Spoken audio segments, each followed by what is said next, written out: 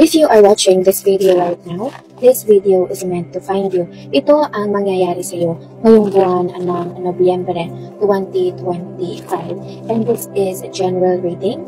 At siguraduhin na mag-follow at mag-subscribe para kayo ay makasali sa ating mga live streams every night po yan, 8 p.m. to 3 a.m. Ito ang mangyayari sa iyo ngayong buwan ng Nobyembre. Wow, congratulations kapatid dahil sinasabi dito na overflowing ang blessings na iyong marireceive. No? Kung meron kang gustong asikasuhin, meron kang gustong gawin mo na sa lalong madaling panahon. At sinasabi dito na may mga challenges. Nakita mo itong sticks na to?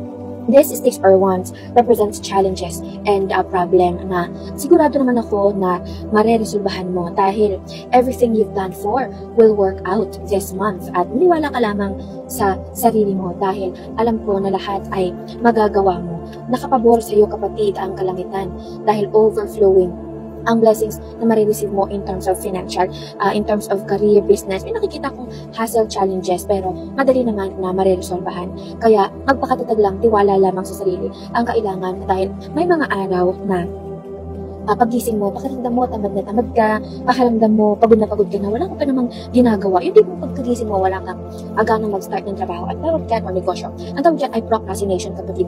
Yan ay importante mong makontra ngayong buwan ng Nobyembre. Alam ko na sa ngayon, may nararamdaman ka na pangamba sa mga susunod na araw, sa mga susunod na buwan na feeling mo, ano ba yan? Ang sipag ko naman, ang tiyaga ko naman, nag-overthink ka na para bang walang nangyayari sa buhay mo.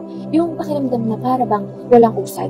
So, sinasabi ng card na ito na malalim na ang pundasyon mo na kung sa iniisip mo ay parang walang nangyayari sa buhay mo at walang pag-usad, hindi mo napapansin, hindi mo namamalayan, meron kang mga lihim na taga-suporta, na lihim na tagahanga na bumibilib sa'yo kasi kahit na anong iba to sa'yo na hassle or challenges ng mundo, nakikita nila na you are resilient, nakikita nila na ang sipag mo, na ang tiyaga mo. At sabi dito kapatid, ipagpatuloy mo lang yan at kontrahin lang yan katamaran at procrastination. Maganda ang magiging Nobyembre mo. Everything you've planned for will work out and multiple blessings ang marireceive mo ngayong buwan ng Nobyembre. You just need to have an open mind and open your heart and receive the emotions around you. Kasi minsan, pag pinapanghinaan tayo ng loob, feeling natin, walang sumusuporta sa atin. Feeling natin, para mga pagkaitan tayo. At dahil kahit anong sipag natin, kahit anong gawin natin, feeling natin walang nangyayari. But this is a sign kapatid na mali ang inaakala mo dahil maraming sumusuporta sa iyo. You just need to look and feel those emotions and look for the people around you na tingin mo na makakatulong sa'yo dahil may mga tao, kapamilya, mahal ka sa buhay na willing at handang tumulong sa'yo. Minsan kasi ikaw lang yung para bang nagbabox doon sa sarili mo na nahihiya kang humingi ng tulong, nahihiya kang mag-open up. So, dito sinasabi na hindi mo kailangan na sabihin sa madaling salita, i-chismis ang buhay mo sa ibang tao. Ang kailangan mo lang ay you just need to open up para doon sa mga possibilities na may mga tao makakatulong sa'yo. Mag-ingat din kapatid sa tinatawag na evil eye. Okay? So, example, meron ka pinaplano na gawin asikasuhin ngayong buwan ng Nobyembre. Huwag mo munang ipagsabihan kahit pa sa pamilya mo, sa mga kaibigan mo, mahal mo sa buhay. Gawin mo siya.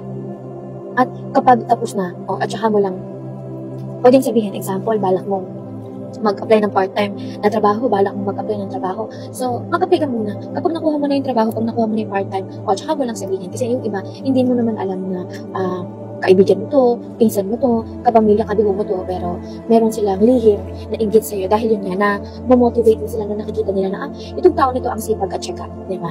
So kaya, maniwala ka sa sarili mo dahil nakakamotivate ka ng mga tao sa paligid mo. Kaya kung nakaka-relate ka sa video nito, i-comment ang word na I claim overflowing blessings and siguraduhin na i-save at i-share ang video na ito dahil alam ko nasa huling linggo ng Nobyembre, babalikan mo ito dahil ito ay nangyari na. Siguraduhin mag-subscribe kung gusto mo makasali sa ating live every night po yan, 8 p.m.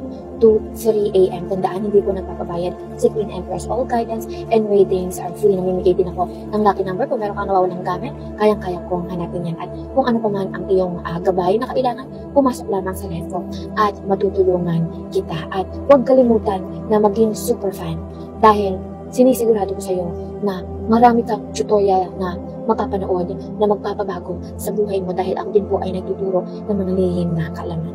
At have a blessed day mga kapatid. Don't forget to click that subscribe button sa baba at huwag kalimutang mag-follow. Stay blessed!